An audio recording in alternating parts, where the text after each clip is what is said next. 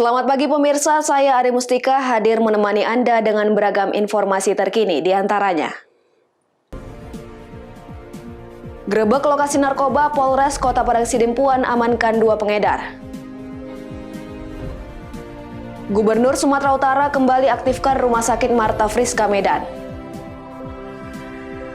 Ribuan warga lansia di tebing tinggi divaksin massal. Selain cuplikan berita tadi, kami juga akan menghadirkan beragam informasi lainnya. Pemirsa, kita jelang sumut hari ini pagi selengkapnya.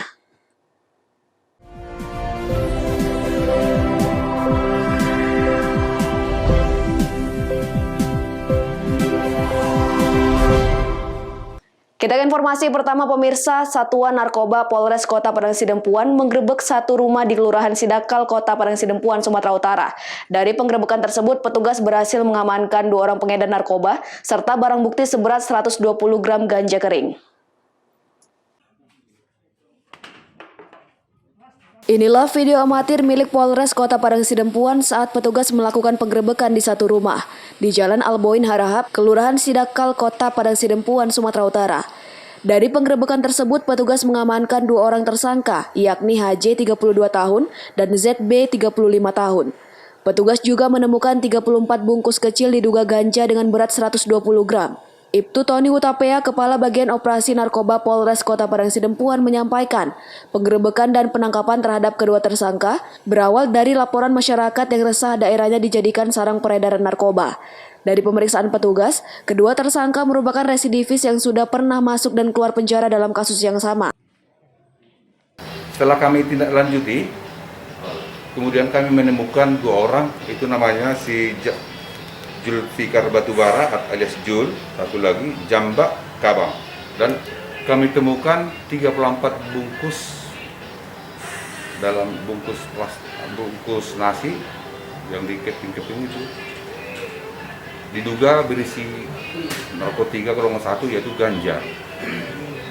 Dan kemudian setelah kami telusuri lagi, kami pengembangan ke rumah Julfikar Batubara. Dan kami temukan lagi barang yang sama, itu ganja. Kedua tersangka dijerat dengan Undang-Undang Nomor 35 Tahun 2009 dengan ancaman hukuman masing-masing 5-20 tahun penjara. Azan Sinaga melaporkan untuk Evarina TV. Pemirsa, tersangka pelaku pembunuhan yang terekam kamera pengawas akhirnya ditangkap Polres Labuan Batu setelah melewati penyelidikan selama 4 hari. Sebelumnya tersangka yang merupakan teman kerja korban ini sempat dimintai keterangan sebagai saksi sebelum akhirnya ditetapkan sebagai tersangka.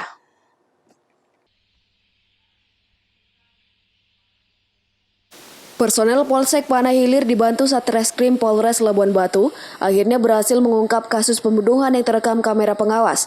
Tersangka HT alias Bulah 51 tahun warga C Berombang Panai Hilir ditangkap petugas dekat kediamannya di samping bekas Hotel Berombang Panai Hilir Labuan Batu, Sumatera Utara. Kapolres Labuan Batu AKBP Denny Kurniawan menjelaskan, tersangka melakukan pembunuhan terhadap korban DN 42 tahun, warga Seisanggul yang juga merupakan teman kerjanya ini dikarenakan dendam dan telah merencanakannya sejak 6 bulan lalu. Hal ini dikarenakan tersangka merasa pekerjaannya yang juga sebagai penjaga malam di lokasi tersebut merasa terganggu. Pasalnya tersangka yang pernah mendapati korban mencuri garam dan minyak bot milik pengusaha, namun tidak berhasil ditangkap. Bahkan pencurian udang senilai 2 juta rupiah beberapa waktu lalu pun diduga korbanlah pelakunya. Jadi untuk kasus pembunuhan berencana atas nama korban Darwin berhasil kita ungkap dalam waktu yang tidak terlalu lama, itu 4 hari, di mana tersangka adalah rekan kerja korban di tempat yang sama, dan memang pembunuhan ini sudah direncanakan 6 bulan sebelumnya. Tersangka curiga kepada korban bahwa beberapa kali kejadian kecurian di tempat kerja korban, tempat kerja tersangka, korban adalah pelaku. Ya. Dan dari alat bukti dan informasi yang kita dapatkan di lapangan mengerucut pada tersangka sebagai pelaku tunggal dari pembunuhan tersebut, dan tersangka mengakuinya. Korban mengalami luka tusuk sebanyak 1 lubang di bagian punggung belakang sebelah kiri yang mengakibatkan korban tidak bisa bernafas dan mati lemas. Dan alhamdulillah atas kegigihan anggota di lapangan kita bisa mendapatkan alat bukti yang kuat sehingga bisa menetapkan siapa? Habibullah sebagai tersangka pembunuhan dari korban atas nama Darwin. Selain menangkap tersangka, petugas juga mengamankan berbagai barang bukti diantaranya sajam yang terbuat dari gunting, pakaian yang dikenakan pelaku dan korban. Untuk mempertanggungjawabkan perbuatannya, tersangka dijerat pasal 340 subsidiar 338 KUHP dengan ancaman maksimal pidana mati atau 20 tahun penjara. Ucok Sitorus melaporkan untuk Eva Arena TV. Kita ke informasi berikutnya, pemirsa. Jalan provinsi tidak kunjung diperbaiki. Kamis siang puluhan warga Labuhan Deli blokir jalan lintas Medan Marelan. Aksi protes dilakukan warga dengan membawa keranda jenazah dan berbagai poster kekesalan warga terhadap kinerja pemerintah yang tidak memperbaiki jalan yang rusak. Puluhan warga melakukan unjuk rasa memprotes kerusakan jalan Helvetia menuju Marelan di Sumatera Utara. Aksi dilakukan oleh puluhan warga Labuhan Deli yang tergabung dalam Forum Remaja Labuhan Deli. Warga memprotes jalan rusak ditandai dengan membawa keranda dan membawa poster bertuliskan luapan kekesalan warga terhadap pemerintah dan dinas terkait. Orasi berlangsung di bahu jalan dan menjadi perhatian pengendara yang melintas di jalan tersebut. Warga kesal kerusakan jalan sudah terjadi selama bertahun-tahun dan belum tersentuh untuk diperbaiki. Kerusakan jalan selain menghambat akses mobilitas warga juga sering menyebabkan kecelakaan lalu lintas. Berdasarkan amatan di lokasi, kerusakan jalan didominasi dengan jalan berlubang mulai 20 cm hingga 50 cm. Kerusakan jalan terjadi sepanjang 3 km hingga terhubung ke pintu keluar masuk tol Marelan menuju Binjai. Tidak hanya itu, jalan yang berlubang kerap menyebabkan kemacetan panjang sebab antara kendaraan satu dengan yang lainnya saling menghindari lubang. Usman, salah seorang warga yang berunjuk rasa, mengatakan protes dari warga sekitar sudah terjadi yang kedua kalinya.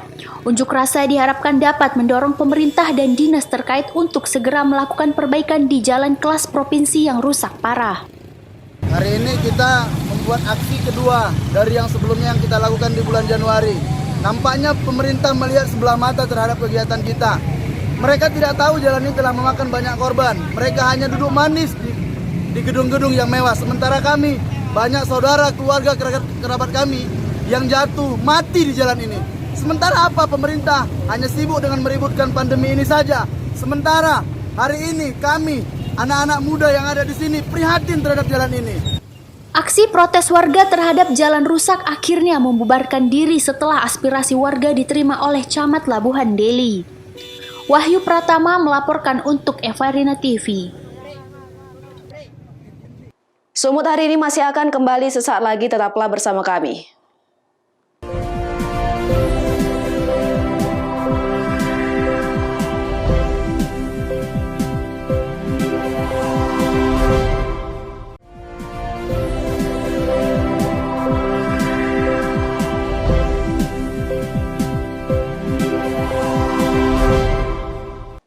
Terima kasih Anda masih bersama kami. Pemirsa, Gubernur Sumatera Utara Edi Rahmayadi kembali mengaktifkan Rumah Sakit Marta Friska Multatuli Medan sebagai rumah sakit rujukan utama pasien COVID-19. Pengaktifan kembali rumah sakit tersebut untuk menjawab kebutuhan kamar pasien COVID-19 di Sumut yang terus menipis. Sebelumnya, kerjasama Pemprov Sumut dengan Rumah Sakit Rujukan Utama COVID-19 ini diputuskan berakhir pada awal Mei lalu. Namun kebijakan tersebut dibatalkan melihat kondisi pandemi di Sumut yang terus meningkat.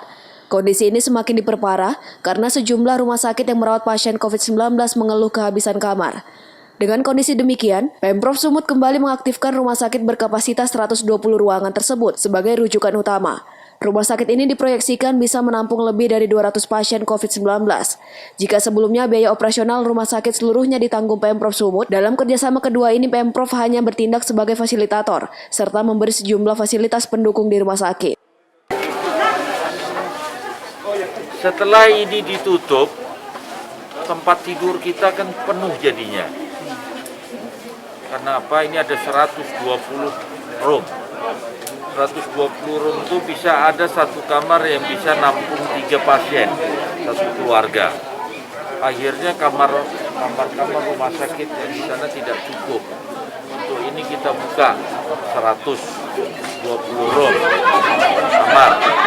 Ada yang di Marta Friska 2 berapa kamar? 100 kamar. Berarti sudah hingga 220. Di Langkat rumah sakit apa? 100 kamar. 100 kamar, berarti 300 kamar kita buka untuk rakyat kita ini. Data terakhir 30 Mei kemarin, angka konfirmasi positif COVID-19 di Sumut telah mencapai 31.895 kasus.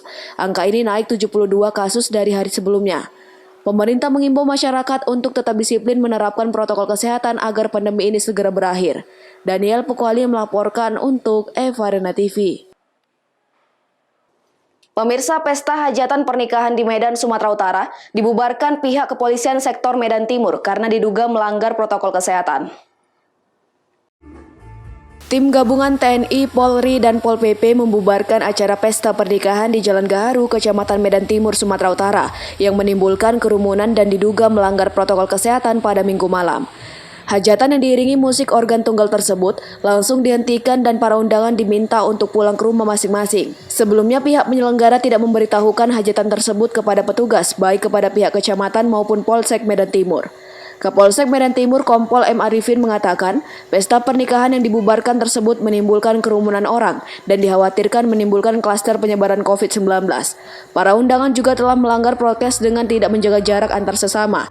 Untuk itu kita lakukan pembubaran terhadap pesta tersebut. Langsung kita suruh yang punya hajatan untuk membuat pernyataan. Masuk. Kalau malam itu jam sampai jam berapa rupanya mereka? Kami datang pukul 22 masih melaksanakan hiburan dan ramai pengunjungnya. Melanggar prokes, Bang? Melanggar prokes. Pembubaran pesta pernikahan ini berlangsung aman dan pihak keluarga berjanji tidak akan mengulanginya lagi. Wahyu Pratama melaporkan untuk Eva Arena TV. Informasi lainnya, pemirsa, buntut persoalan distribusi sembako yang disalurkan oleh e-Warung kepada warga penerima manfaat program Keluarga Harapan dan Keluarga Sejahtera, Kepala Dinas Sosial Kota Tebing Tinggi dipanggil Ketua DPRD Basyarudin Nasution.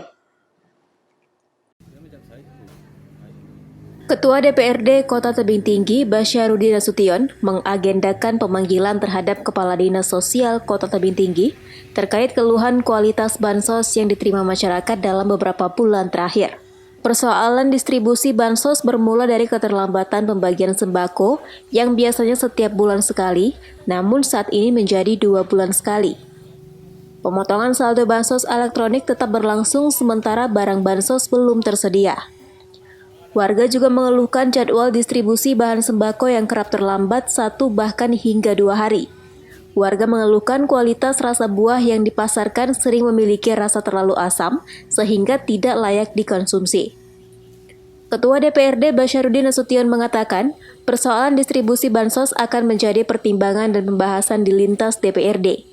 DPRD menilai upaya pemerintah pusat untuk memberikan bantuan yang terbaik untuk warga Tebing Tinggi justru masih ada pihak yang mencoba berbuat curang, baik itu penyuplai maupun e-Warung.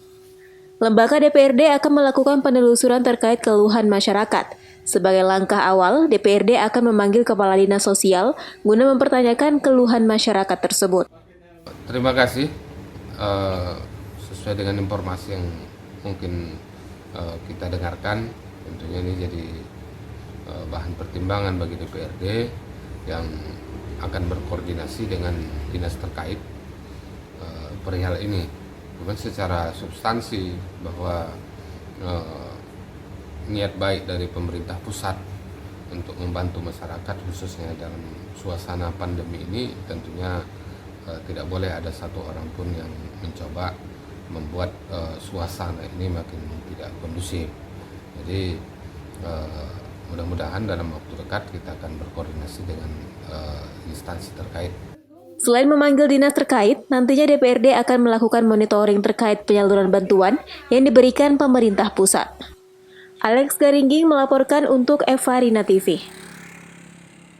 Sumut hari ini masih akan kembali sesaat lagi, tetaplah bersama kami.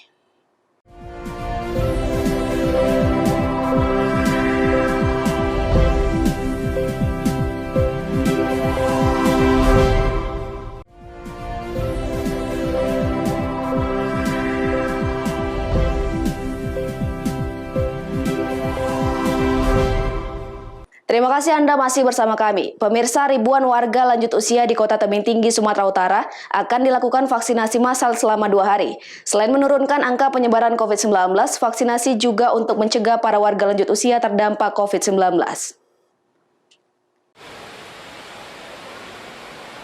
Beginilah suasana di Gedung Olahraga Asber Nasution, Jalan Gunung Leuser. Puluhan warga lanjut usia terlihat mengikuti vaksin massal. Vaksinasi terhadap lansia ini dilaksanakan bertepatan dengan Hari Lanjut Usia Nasional. Pelaksanaan vaksinasi ini dilakukan selama 2 hari ke depan dan dalam 1 hari dibagi menjadi 3 sesi. Pelaksanaan vaksin dilakukan secara bergilir sesuai jadwal agar warga tidak berkerumun dan dapat mematuhi protokol kesehatan. Wali Kota Tebing Tinggi Umar Zunaidi mengatakan, vaksinasi ini sesuai dengan anjuran pemerintah pusat bahwa saat ini lansia diutamakan karena rentan tertular COVID-19. Kami sampaikan, ini sesuai dengan program pemerintah pusat, bahwa program untuk lansia ini diutamakan. Karena kerentanan terhadap serangan daripada COVID-19 ini kepada orang-orang lansia. Akibat faktor umur dan juga faktor kerentanan terhadap daripada fisiknya dia sendiri terhadap virus-virus yang datangnya dari luar. Jadi oleh karena itu memang menjadi prioritas adalah lansia. Untuk target jumlah ini, Pak Wali ada Pak Wali? Kita menyatakan secara total Tebing Tinggi ini hampir kita butuhkan vaksin 120.000 totalnya nanti. Dari jumlah 172.000 warga Tebing Tinggi, kita butuh sekitar 120.000. Sampai sekarang ini kita baru mencapai target 9.400. Oleh karena itu kita telah mengajukan surat kepada pemerintah pusat untuk meminta 50.000 lagi.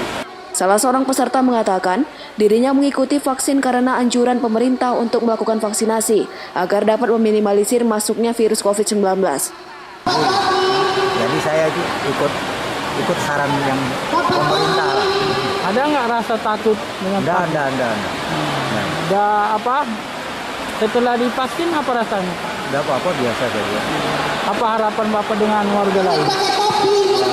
Harapan alangkah baiknya kalau masyarakat sadar kewajibannya dan mau saran negara, saran pemerintah.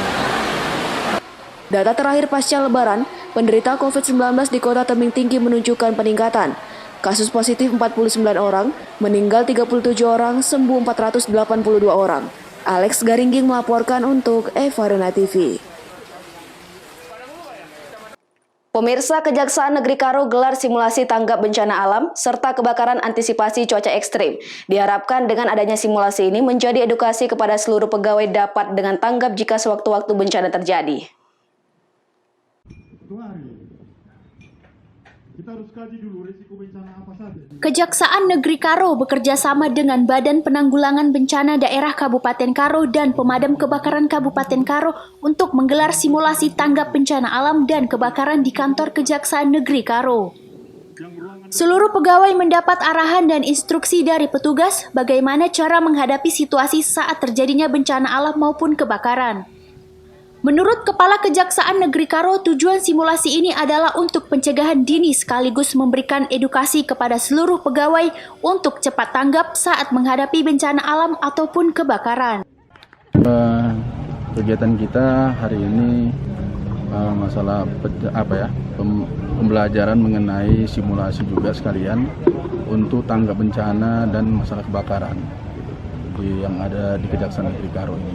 Jadi kita hari ini mengundang teman-teman dari BPBD Kabupaten Karo dan Pemadam Damkar Tanah Karo untuk melakukan pelatihan tindakan pertama dan tindakan awal dalam hal penyelamatan diri dalam hal bencana alam maupun penyelamatan diri pada saat terjadi kebakaran dan penanggulangan kebakaran kecil. Selain itu, seluruh pegawai juga diberikan kesempatan untuk mencoba melakukan pemadaman api dengan menggunakan metode konvensional, yakni dengan kain tebal ataupun goni, dan dengan menggunakan racun api jika terjadi kebakaran. Menurut Kabid Sarana dan Prasarana Pemadam Kebakaran Kabupaten Karo, berharap kegiatan ini sering dilakukan di tempat lainnya, karena simulasi ini sangat membantu jika terjadi bencana alam ataupun kebakaran. Karena banyak ditemukan di lapangan, jika terjadi bencana alam ataupun kebakaran, masyarakat menjadi panik dan malah membuat sesuatunya menjadi lebih kacau dan berbahaya. Sehingga dengan adanya simulasi ini memberikan arahan dan manfaatnya kepada masyarakat.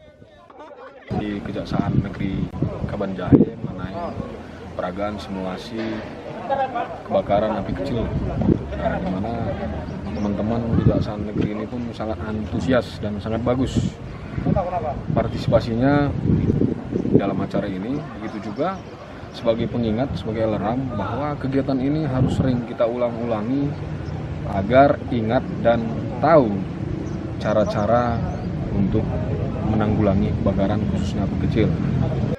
Kepada masyarakat dihimbau agar selalu waspada akan cuaca ekstrim yang terjadi belakangan ini. Dan jika terjadi kebakaran ataupun bencana alam, dapat segera menghubungi petugas yang berada terdekat di sekitar lokasi.